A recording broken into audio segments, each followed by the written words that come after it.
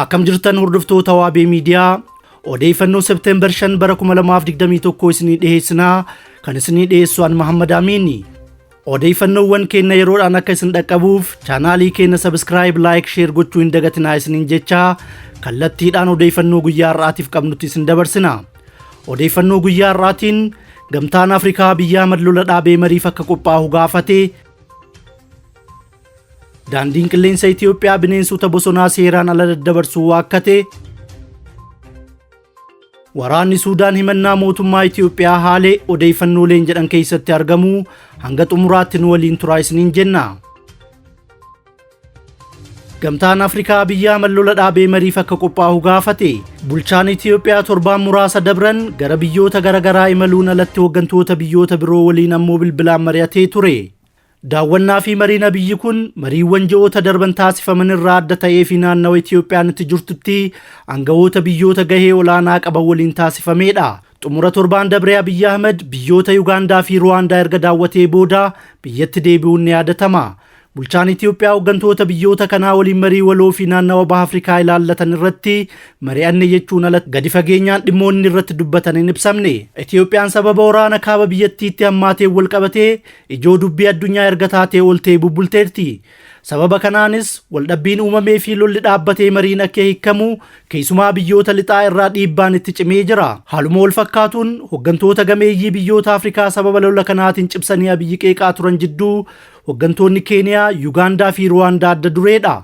Haa ta'u malee Abiy Ahmed ji'oota kurnan dabran gaaffii araaraa yeroo garagaraatti hooggantoonni kunneen dhiyeessaa fi turan diduun lolicha itti fufe. Sana boodas hooggantoonni baha Afrikaa beekamtii fi bilchina siyaasaa qaban itti fayyadamuun biyyoota lixaa waliin Abiyyi irratti dhiibbaa godhaa akka turan ibsame. Amma garuu Abiyyi waraana kaaba biyyattiitti akka yaadetti injifannoon xumuruu dadhabuu qofa osoo hin taane mootummaan isaa fi biyyattiin gaagama keessaa hin baanetti eega naqee booda lolli kun mariin kan hiikamu yoo ta'e karaa Afrikaanotaan akka ta'uuf yaaduun ifa tahee jira. Kanaaf daawwannaan Abiyyi kan torbee dabree dhiibbaa biyyoota kanaa ofirraa hir'isuuf kan xiyyeeffate akka ture gabaafame.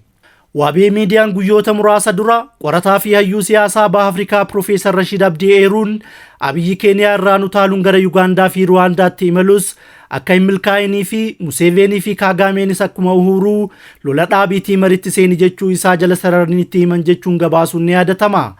Gaazexaan Keeniyaa The East African gabaasa sanbata kaleessaa qabatee baheen Keeniyaan yaada hooggantoota baha Afrikaa kana karaa gamtaa Afrikaatiin Itoophiyaaf akka dhiyeessite ibse. Akka gabaasichaatti qabxiileen ijoon wixinee araaraa gamtaan Afrikaa qopheesse jidduu mootummaan bilchiginnaa labsii shororkeessummaa TPLF irra kaayee akka haqu, TPLF ammoo mariidhaaf hayyamamuu akka ta'u kan jedhu keessatti argama. Ministeerri Haajaa Alaa Keeniyaa Raachel Omaamoo kamiisa dabre gara Finfinnee imaluun gitaayisii ministeera Haajaa Alaa Itoophiyaa Dammaqa Mokonnin waliin marii gaggeessite irratti mootummaan Itoophiyaa nageenyaaf jecha of gadi qabee qophaa'uu qaba jechuu isiittu gabaafame. Abiy Ahmed gara Ruwaandaa fi Yugaandaatti osoo hin deeminiin duras kamiisa dabre pirezidaantii Suudaan Kibbaa Salvaa Kiir Mayardit waliin Finfinneetti mari'atee ture. Marii sana irratti lola Tigraay ilaalchisuun gaaffii jaarsummaa Salvaa Kiir dhiyeesseef Abiyyi kan fudhate ta'uu qondaaltota Suudaan Kibbaa waabeeffachuun Anaadooluu Niwus gabaase. Kana malees Abiyyi mataansaa waldhabbii daangaa Suudaanii fi Itoophiyaa jidduu jiru pirezidaantii Salvaa Kiir akka araarsuuf gaafachuutu ibsame. Gama biraatiin ammoo Abiy Ahmed biyyoonni alaa jidduu seenanii mariidhaaf yoo isa dirqisiisan ta'e dhimmi Oromoo akka ittiin kaafamneef hojjetaa jiraatuun beekameera. Haaluma kanaan hatattamaan waraana bilisummaa Oromoo irratti duula cimsee sochiin waboo akka hir'atu godhuu fi hidhamtoota siyaasaa Oromoo ilaalchisee ammoo sagaleen jiru hundi akka ukkaanfamu karoora jedhu baafatee sochii eegaluu odeeffannoon ni addeessa. Daandiin qilleensa Itoophiyaa bineensota bosonaa seeraan ala daddabarsuu waakkate. Jaarmiyaan eegumsa bineensotaa irratti hojjetu World Animal Protection jedhamu qorannoo isaa keessatti daandiin qilleensaa kun gocha kanarraa akka of qusatuu fi bineensotaaf eegumsa barbaachisaa akka godhu gaafateera.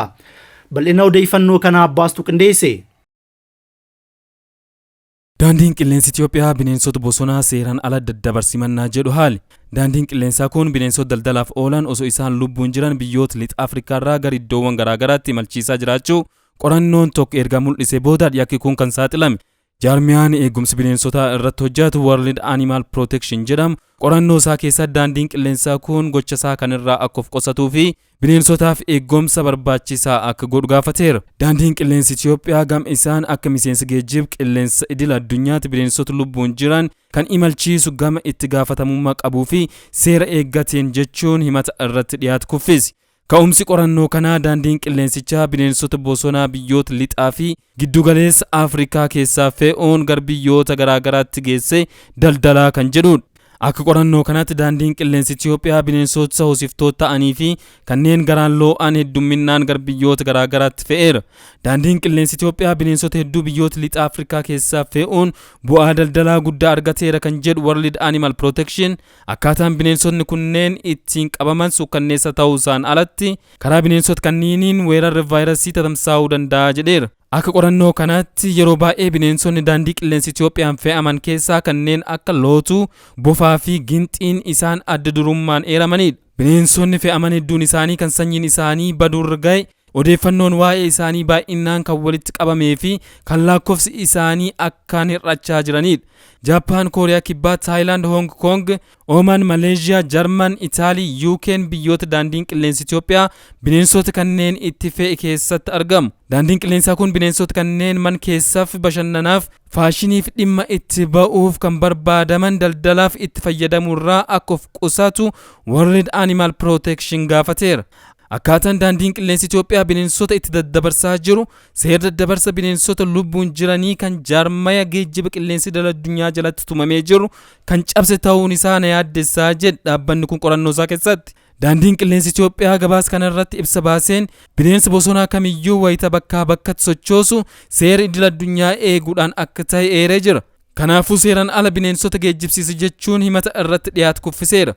Daandiin qilleensichaa bineensota kanneen fe'uusaan dura kan erguu fi kan fudhatu eeyyama qabaachuusaan akkasumas ulaagaa fayyaa barbaachisu guutuu isaanii akka mirkaneessu ibsi. Kana malees bineensota sanyiin isaanii lafarraa baduu ga'ee of eeggannoo bakka kunuunsaa ga'aa argachuu danda'anitti ni fe'a. Haala kanaan bineensonni akka kunuunsa ga'aa argatan hojjetaa jiraas jedhe. Daandichi kanaan duras lol kaaba biyyattii gaggeeffamaa jiru irratti meeshaalee waraanaa biyya alaarraa dhoksaan fe'uu fi loltoota lolicha irratti hirmaatan gardirree waraanaatti imalchiisuun komatamaa ture.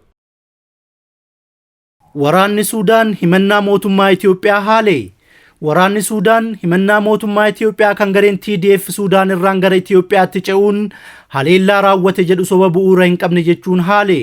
Raayyaan ittisa Itoophiyaa jimaata dheengaddaa ibsa baaseen yaalii humnoonni TPLF Suudaan naannawaa Almahaal irraa lo'anii seenuuf godhan fashaleessuu beeksisee ture. Akka ibsa waraana Itoophiyaatti kaayyoon humna kanaa ijaarsa hidha haaromsaa gufachiisuu yoo ta'u, raayyaan ittisa biyyaa haleellaa garicha irratti raawwateen hidhattoota 50 ajjeesuun 70 ol kan ta'an ammoo madeessuu hime. Hoogganaan damee opereeshinii humna qindaa'aa koomaandii poostii godina Matakkal Koloneel Seifaangii gareen shororkeessaa kun fanjiiwwan farra namaa fi farra konkolaattotaa kiyyeessuuf kan yaade ta'us raayyaa ittisaan diigamee jira jedhe. Akka ibsa koloneelichaatti naannichi yeroo ammaa lootee galtoota diinota Itoophiyaa kan alaa waliin hiriiran irraa eega qulqulleeffamee booda guutuutti to'annaa cimaa raayyaa ittisa biyyaa fi humnoota addaa jala jiraatuu ibsame.